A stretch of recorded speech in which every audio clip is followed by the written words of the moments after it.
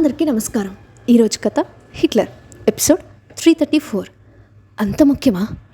ఇక స్టోరీలోకి వెళ్తే, కీర్తిని కలవడానికి కంపెనీకి వెళ్ళిన హాస్ని మాటల సందర్భంలో రక్షిత్ చేసిన పని తెలిసి విరాట్ మీద అనుమానం పడుతుంది. ఆమె సందేహం నివృత్తి చేయడానికి కోసం హార్డ్వేర్కి తీసుకెళ్లి గతంలో అక్కడ జరిగిన సంఘటన, విరాట్ పడ్డ ఆరాటం వివరంగా చెప్పి వాళ్ళ బంధానికి సెకండ్ ఛాన్స్ ఇవ్వమని చెప్పింది కీర్తి. ఆ మాటకి ఆలోచనలో పడిన హాస్ని కాసేపటికి తేరుకొని, మీ అందరికీ కేవలం ఆయన పడిన బాధ మాత్రమే కనిపిస్తుందా? నేను అనుభవించిన బాధ, నరకం కనిపించడం లేదా? నన్ను వెతుక్కుంటూ రావడం వల్లే ఇదంతా నువ్వు కూడా అంటున్నావు కదా. అసలు తన్ని రమ్మని నేను అడిగానా? నేను దూరంగా వెళ్ళిపోయాను. అందరూ అతన్ని వెనకేసుకొని వస్తున్నారు, కానీ నేను పడిన బాధకి సమాధానమేది? అసలు నేను ఎందుకు వెనక్కి రావాలి?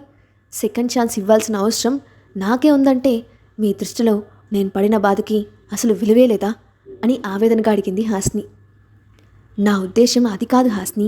నీ పెయిన్ అందరికంటే నాకే బాగా తెలుసు. జరిగిన దాంట్లో నీ తప్పేం లేదు. పరిస్థితుల ప్రభావం వల్ల ఇవన్నీ జరిగాయి. ఈ ప్రపంచంలో విరాట్ గారికి కావలసిన వ్యక్తి నువ్వు మాత్రమే. అందుకే తన సామ్రాజ్యాన్ని వదిలేసి నేను వెతుక్కుంటూ ముంబైకి వచ్చేశారు. కన్సిడర్ చేయి అని నచ్చజెప్పింది కీర్తి. అసలు నా పిల్లలిద్దరితో సంతోషంగా బ్రతుకుతున్న నన్ను డిస్టర్బ్ చేయడానికి కాకపోతే ఆయన ముంబై ఎందుకు వచ్చారు అని కోపంగా అడిగిన హాస్నిని చూసి షాక్ అవ్వడం కీర్తివంతైంది. నీ పిచ్చికి హద్దు లేదా? ఎంతసేపు ఒక్కటే గోల, కానీ పిల్లలకి తండ్రి ప్రేమ అవసరం లేదా? నువ్వు అవునన్నా కాదన్నా విరాట్ గారు ఇచ్చే రక్షణ నువ్వు ఎట్టి పరిస్థితుల్లోనూ ఇవ్వలేవు. అసలు పిల్లలకి అన్ని బంధాలు దూరం చేసి నువ్వు సాధించేదేంటో నాకు తెలియడం లేదు. పిల్లల మీద నీకు మాత్రమే కాదు, విరాట్ గారికి కూడా పూర్తి హక్కు ఉంది. కేవలం నిన్ను కావాలనుకుంటున్నారు కాబట్టే నీ కోపాన్ని, పైత్యాన్ని భరిస్తున్నారు. ఒక్కసారి తెగించి కోర్టుకు వెళ్తే జడ్జిమెంట్ ఎవరికి ఫేవర్గా ఉంటుందో నీకు చెప్పాల్సిన అవసరం లేదు. దేనికైనా తెగే వరకు లాక్కూడదు. అదెవ్వరికీ మంచిది కాదు. మొండిగా వాదించడానికి చూస్తే నీ అంత మూర్ఖురాలు మరొకరుండరు. ఆపై నీ ఇష్టం అని ఖచ్చితమైన స్వరంతో చెప్పి ఆమెకు ఆలోచించే సమయం ఇవ్వాలని సైలెంట్ అయిపోయింది కీర్తి. కాసేపటికి రెస్టారెంట్కి వెళ్ళిన స్నేహితులు ఇద్దరూ వాళ్ళకిష్టమైన వంటకాలను ఆర్డర్ చేసి కబుర్లో పడ్డారు. మాటల సందర్భంలో, ఇక్కడికి శాశ్వతంగా ఎప్పుడొస్తున్నా అని అడిగిన ఆమెతో తను మరుసటి రోజు రిటర్న్ వెళ్ళిపోతున్నట్లు చెప్పింది హాస్ని. వాట్? మళ్ళీ ఎందుకు వెళ్ళిపోవాలనుకుంటున్నావు? ఎంటర్టైన్మెంట్ ముంబైలోనే కాదు, హైదరాబాద్లో కూడా ఉంది. ఫీల్డ్లో ఎక్స్పీరియన్స్ ఉంది కాబట్టి ఎక్కడైనా నీకు మంచి పనులుంటాయి. ఒకసారి ఆలోచించు అని చెప్పింది కీర్తి. నేను కొంతమందికి ఇచ్చిన షాక్ కారణంగా జాబ్ మారే పరిస్థితులు వచ్చాయి. అవకాశం ఎప్పుడు దొరుకుతుందా, ఎప్పుడు నన్ను బుక్ చేద్దామా అని ఆరాటంగా ఎదురు చూస్తున్నారు. అందుకే అవకాశం బాగుంటే ఇక్కడికి షిఫ్ట్ అయి వస్తాను అని ఆలోచనగా చెప్పింది హాస్ని. నీ పక్కనే విరాట్ గారు ఉన్నంత వరకు ఎవరికి భయపడాల్సిన అవసరం లేదు. నీ మనసుకు నచ్చినట్టు ఎక్కడ కావాలంటే అక్కడ ఉద్యోగం చేసుకోవచ్చు. ఆ విషయంలో ఎవరు అడ్డుపడినా సరే ఆయన ఒప్పుకోరు కాబట్టి ఎలాంటి ప్రాబ్లం ఉండదు అని స్పష్టం చేసింది కీర్తి. అందుకే ఛాన్స్ ఉండొచ్చు అని చెప్పాను తప్ప కన్ఫర్మ్ చేయలేదు అని అంటున్న ఆమెతో, అవును, దాస్కి కాల్ చేస్తుంటే కనెక్ట్ అవ్వడం లేదు, మీతో పాటు వచ్చాడా అని అడిగింది కీర్తి. దాస్ ముంబైలో పిల్లల దగ్గర ఉన్నాడు కాబట్టే నేను ఇక్కడ పీస్ఫుల్గా ఉన్నాను, లేదంటే ఎప్పుడో వెళ్ళిపోయేదాన్ని అని చిరునవ్వుతో చెప్పింది హాస్ని. ఆ మాటకి ఆమె వైపు ఉక్రోషంగా చూస్తూ, మా వాడికి నేను ఒక్కదాన్ని ఉన్నానని గుర్తుకులేదు, అందుకే ఫుల్ టైం పిల్లలకి కేర్ టేకర్గా మారిపోయాడు. భవిష్యత్తులో అలాంటి బిజినెస్ ఒకటి పెట్టుకుంటే సరిపోతుంది అని చెప్పింది కీర్తి. అంత ఫీల్ అయ్యే బదులు నువ్వే అతన్ని పెళ్లి చేసుకొని బేబీస్ని కనొచ్చు కదా. దాస్కి మరొక పిల్లల్ని చూడాల్సిన అవసరం ఉండదు. నీతో ఈ విషయం ఎప్పుడో డిస్కస్ చేయాలని అనుకున్నాను, కానీ కుదరలేదు. అసలు నువ్వు ఇన్ని సంవత్సరాలుగా పెళ్లి వాయిదా వేసుకుంటూ వస్తుంటే ఆంటీ వాళ్ళు ఏమనలేదా అని సందేహం వ్యక్తం చేసింది. ప్రతిరోజు అడుగుతూనే ఉన్నారు, సంబంధాలు చూడడం కూడా మొదలుపెట్టారు అని ఆమె చెప్తూ ఉండగానే కీర్తికి ఆమె తల నుండి కాల్ వచ్చింది. వెంటనే అటెండ్ చేసి, చెప్పమ్మా, ఏంటి ఈ టైంలో కాల్ చేసావు, ఏమైనా ప్రాబ్లమా అని అడిగిన కీర్తితో, నేను మొన్న చెప్పిన సంబంధం గురించి ఏం చేశావు? నేను నిర్ణయం ఏమిటో చెప్పకపోతే నేను పెళ్లి వారికి ఏమని సమాధానం చెప్పాలి? అసలు నా ఫ్రెండ్ ఏమనుకుంటుంది అని కోప్పడింది తల్లి. అబ్బా, ఇప్పుడు ఆ విషయం అడగడానికి పని కట్టుకొని ఫోన్ చేశావా? నాకు కాస్త టైం కావాలని చెప్పాను కదమ్మా, ఆ మాట ఎందుకు పట్టించుకోవడం లేదు అని కోపంగా అడిగింది కీర్తి. ఇప్పుడు నీ వయసు 24 సంవత్సరాలు, ఇంకెంతకాలం పెళ్లి వాయిదా వేస్తావు? ఇంకొక సంవత్సరం ఇలాగే ఉంటే ముదిరిపోయిన బెండకాయ పైపుతావు. అప్పుడు నిన్నెవ్వడు పెళ్లి చేసుకోడు. నీకు 2 రోజులు సమయం ఇస్తున్నాను, బాగా ఆలోచించి నిర్ణయం తీసుకో. పెళ్ళికి రెడీ అన్న మాట నీ నోటి నుండి నేను వినాలి అని వార్నింగ్ టోన్లో చెప్పింది ఆమె తల్లి. ఇంతటి దానికి ఇంత బిల్డప్ ఎందుకు? 3 రోజుల తర్వాత నేను అవునన్నా కాదన్నా నువ్వు పంపించే కోతి మొక్కలను చూసి తీరాలి కదా. ఇంకెందుకు ఈ గోలా? నీకు నచ్చినట్లు చేసుకో అని విసుక్కొని కాల్ కట్ చేసింది కీర్తి. నా ప్రేమ విషయం అమ్మవారికి చెప్పడానికి చాలాసార్లు ప్రయత్నించాను, కానీ టెన్షన్ తట్టుకోలేక సైలెంట్ అయిపోయాను అని ఆలోచనగా పడింది. అసలు పెళ్లి టాపిక్ దాస్ దగ్గర ఎలా తీసుకురావాలో ఆమెకు అర్థం కావట్లేదు.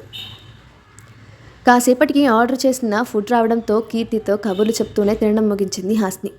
అదే సమయంలో ఆమె మొబైల్ రింగ్ అయింది. డిస్ప్లేలో కనిపిస్తున్న విరాట్ నేమ్ చూసిన ఆమె కాల్ అటెండ్ చేసి, ఏంటి ఈ టైంలో కాల్ చేశారు అని అడిగింది. ఇంకా నీ తిరుగుడు అవ్వలేదా? నువ్వు వెళ్ళి ఎంతసేపు అయిందో గుర్తుందా అని అడిగిన విరాట్ను మనసులో తిట్టుకుంటూ, అయితే నేను వస్తాను కదా, ఆ విషయం గురించి కాల్ చేసి మరీ అడగాలా అని కోపంగా అడిగింది హాస్ని. నీకెలాగో టైం గుర్తుకు రాదు కదా, అందుకే రిమైండ్ చేద్దామని కాల్ చేశాను. ఎక్కడున్నావో చెప్తే వచ్చి పికప్ చేసుకుంటాను అని చెప్పాడు విరాట్. నో నీడ్, నేనే స్వయంగా మీ ఆఫీస్కి వస్తాను అని కాల్ కట్ చేసి విసుగ్గా పెట్టిన ఆమెను చూసి నవ్వుకుంటూ, ఎన్నేళ్ళు గడిచినా కూడా కొన్ని విషయాల్లో నువ్వు మారలేదే హాస్ని, అదే చిరాకు ఇప్పటికీ నీ ముఖంలో కనిపిస్తోంది. సరే, నాకు ఆఫీస్లో కాస్త పని ఉంది, నేను బయలుదేరుతాను, నువ్వు జాగ్రత్తగా విరాట్ గారి దగ్గరికి వెళ్ళిపో అని చెప్తూనే పైకి లేచింది. సరే, రేపు వెళ్ళిపోతున్నాను, మళ్ళీ వీలు కుదిరినప్పుడు వస్తాను, నువ్వు జాగ్రత్తగా ఉండు. అలాగే దాస్తో పెళ్లి విషయంలో కొంచెం తొందరపడితే బాగుంటుంది. నువ్వు దూరం అయితే తను తట్టుకోలేడు. టేక్ కేర్, బాయ్ అని చెప్పి తన దారిన తను బయలుదేరింది హాస్ని. అక్కడ నుండి బయటకు వచ్చిన హాస్ని నేరుగా ఫార్మస్కి వెళ్ళి ప్రెగ్నెన్సీ రాకుండా యూజ్ చేసే కాంట్రాసెప్టివ్ పిల్స్ కొనుక్కొని ఒకటి వేసుకొని విరాట్ ఆఫీస్కి బయలుదేరింది. తన గురించిన పూర్తి రహస్యం పిల్లలకి తెలిసే వరకు ప్రెగ్నెన్సీ గురించి ఆలోచించకూడదని ముందే నిర్ణయించుకున్న హాస్ని విరాట్తో ఇంటిమేట్ అయిన ప్రతిసారి పిల్స్ యూజ్ చేస్తూ ఉంది. కాసేపటికి కార్ రుద్రంనేని ఎంపైర్కి చేరుకోవడంతో క్యాప్ వేర్ ధరించి కిందకి దిగిన హాస్ని ఎంట్రన్స్లో నిలబడి తను వచ్చిన విషయం విరాట్కి మెసేజ్ చేసింది. కాసేపటికి కాన్వర్జేషన్ ముగించుకొని బయటకు వచ్చిన విరాట్ ఆ మెసేజ్ చూడటంతోనే ఎంట్రన్స్ దగ్గరికి వచ్చేశాడు. అతనికి ఎదురెళ్ళి, మీరు ఆఫీస్కి వచ్చి ఎంతసేపు అవ్వలేదు కదా, అప్పుడే వర్క్ అయిపోయిందా అని అడిగింది హాస్ని. యా అయిపోయింది, అయినా లోపలికి రాకుండా ఇక్కడే ఎందుకు నిల్చున్నావు అని ప్రశ్నించిన అతనితో, టైం వేస్ట్ చేయడం ఎందుకని ఇక్కడే ఉండిపోయాను అని సమాధానం చెప్పింది హాస్ని. అలా ఇద్దరూ కలిసి కబుర్లు చెప్పుకుంటూ కారెక్కిన సమయంలో విరాట్ అని వినిపించిన పిలుపు ఇద్దరి కాళ్ళకి బ్రేక్ పడేలా చేస్తే అదనంగా హాస్ని గుండెలో దడ పెరిగింది. కావ్య ఇక్కడేం చేస్తోంది? ఇంకా విరాట్ గారిని పట్టుకొని వదలలేదా? పైగా ఎంత జాలిగా మాట్లాడుతుందో. ఎవరైనా దీని మాటలు వింటే గొంతులో అంతర్లీనం వినిపిస్తున్న బాధ నిజమని నమ్ముతారు. ఆ రేంజ్లో నటిస్తుంది అని తిట్టుకుంటూ వెనక్కి తిరిగింది హాస్ని అలియాస్ హర్ష. ఆ క్షణం హాస్ని ట్విన్ బ్రదర్లో కనిపిస్తున్న అబ్బాయిని స్వయంగా తన కళ్ళతో చూసి షాక్ అయిపోయింది కావ్య. అంతకంటే ముఖ్యంగా విరాట్ ఆ వ్యక్తితో క్లోజ్గా బిహేవ్ చేయడం ఆమెకు అమితమైన ఆశ్చర్యానికి గురిచేసింది. ఇప్పటి వరకు మహేంద్ర మాటలు అబద్ధమని మనసులో ఎక్కడో ఉన్న నమ్మకం కాస్త కళ్ళెదురుగా కనిపిస్తున్న సన్నివేశంతో సడలింది. ఆ అబ్బాయితో నిజంగా విరాట్ సహజీవనం చేస్తున్నాడా? కానీ ఎందుకు? హాస్ని పోలికలున్న వ్యక్తులందరినీ విరాట్ యాక్సెప్ట్ చేస్తాడా? ఆ అమ్మాయి మీద అంత పిచ్చి ప్రేమ ఎందుకు? నేను వచ్చి ఇంతసేపు అయినా నోరు తెరిచి పలకరించలేదు.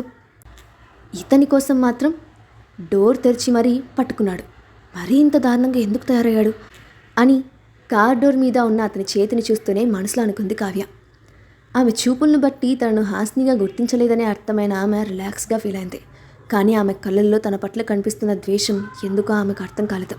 అయితే ఆమె వైపు కనీసం చూడ్డానికి కూడా ఇష్టపడని విరాట్, ఇప్పటికే ఆలస్యమైంది, వెళ్దాం పదా అని ఆమెకు చెప్పాడు. అదేంటి, ఆ అమ్మాయి మిమ్మల్ని పిలుస్తూ ఉంటే పట్టించుకున్నట్లు బిహేవ్ చేస్తున్నారు? వెళ్ళి మాట్లాడితేనే కదా విషయం ఏంటో తెలిసేది అని ఏమీ అరగనట్లు అనింది హాస్ని. ఆ మాటకి కోపం వచ్చిన విరాట్ తన తీక్షణమైన చూపుతో ఆమెను కాల్చేసేలా చూస్తూ ఉంటే అతన్ని కూల్చడానికి పిచ్చి నవ్వు నవ్వింది హాస్ని. అయితే కావ్యకు ఒళ్ళంతా కారం పూసినంత మంట అనిపిస్తూ ఉంటే తట్టుకోలేక విసవిస తన దగ్గరికి వెళ్ళి, నేను పిలుస్తూ ఉంటే ఎందుకు పట్టించుకోకుండా వెళ్ళిపోతున్నావు విరాట్? ఇక్కడ నీకోసం ఎంతసేపటి నుండి ఎదురు చూస్తున్నానో తెలియదా? కావాలని నన్ను అవాయిడ్ చేస్తున్నావా అని కోపంగా అడిగింది. దాంతో ఫోర్స్గా వెనక్కి తిరిగి, who are you to question me అని సూటిగా అడిగాడు. వాట్? నేనెవరో నీకు తెలియదా? కొన్నేళ్లుగా నీకోసం ఎదురు చూస్తూ కాలం గడుపుతున్నందుకు పిచ్చిదాంట్లో కనిపిస్తున్నానా? నీ మీద నేను పెంచుకున్న ప్రేమ గుర్తులేదా? లేక కొత్తవాడి శ్వాసలో మర్చిపోయావా? అసలు నాలో లేనిది వాడిలో ఉన్నదేంటి? నన్ను కాదని ఆ అబ్బాయి వెంట పడుతున్నావు అని హర్షను పాయింట్అవుట్ చేసి చూపిస్తూ ఆవేశంగా ప్రశ్నించింది కావ్య. ఆమె సమాధానం అడిగిన దానికి విరాట్ చెప్పకముందే నోరు తెరిచిన హాస్ని, మేమిద్దరం ఫ్రెండ్స్ కంటే ఎక్కువ, మా రిలేషన్ ఏంటో చూపించమంటావా? అయితే గుండె ధైర్యం చేసుకో అని చెప్తూనే విరాట్ మెడ చుట్టూ చేతులు వేసి అతని పెదాల మీద అంటున్నట్లు ముద్దు పెట్టి చెప్పింది హాస్ని. అయితే విరాట్ మాత్రం ఆ ముద్దును మరింత గాఢంగా మార్చి తమ మధ్య బంధం ఎంత బలంగా ఉందో చేతుల్లో ప్రూవ్ చేశాడు.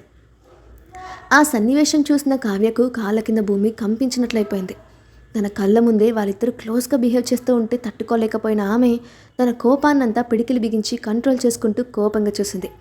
కానీ తట్టుకోలేక కుప్పకూలిపోయి వెక్కి వెక్కి ఏడుస్తూ, నాకే ఎందుకు అలా జరుగుతుంది? నేను ప్రేమించిన వాడు కళ్ళెదురుగా మరో అబ్బాయితో క్లోజ్గా ఉంటూ ఉంటే నేను ఎలా తట్టుకోవాలి అని కన్నీళ్లు కార్చింది కావ్య.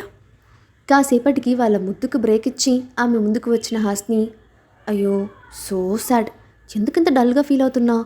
ఇదంతా నిన్ను బాధ పెట్టాలని కాదు, కేవలం మా ఇద్దరి మధ్య ఉన్న ప్రేమ గాఢత చూపించడానికి మాత్రమే చేశాను. ఈ మాత్రం దానికి నువ్వు ఇలా పడిపోవడం ఏం బాగోలేదు. పోయి డాక్టర్ దగ్గర చూపించుకో, మంచి మందులు రాస్తాడు అని జాలి కురిపించింది. ఆ వెంటనే విరాట్ వైపు తిరిగి, ఇదేం బాగోలేదండి, కొన్ని కోట్లు ఖర్చు పెట్టి ఇక్కడ ఆఫీస్ కట్టిన మీరు సరైన రోడ్లు వేయకపోతే ఎలా? చూడండి, మీకోసం వచ్చిన అమ్మాయి ఇలా పడిపోయింది, ఆమెకు ఏమైనా జరిగితే ఎవరిది రెస్పాన్సిబిలిటీ? ప్లీజ్ డార్లింగ్, ఈ అమ్మాయి మన ఆఫీస్ ముందు పడిపోయినందుకు ఎంతో కొంత ఇచ్చేయండి అని అంది. యా షూర్ డార్లింగ్, నువ్వు చెప్తే నేను చేయకుండా ఉంటానా? ఆమె కష్టానికి తగిన ఫలితం లభించేలా చేస్తాను, దాని గురించి నువ్వు ఎక్కువగా ఆలోచించుకో అని హాస్నికి చెప్పి నీకు జరిగిన దానికి నష్టపరిహారం చెల్లిస్తానని చెప్పాడు విరాట్. ఆమె వాళ్ళ మాటల కంటే హాస్ని నోటి నుండి వినిపించిన డార్లింగ్ అన్న పిలుపుకి ఒళ్ళంతా తేలు జరులు పాకుతున్నట్లు అనిపించింది.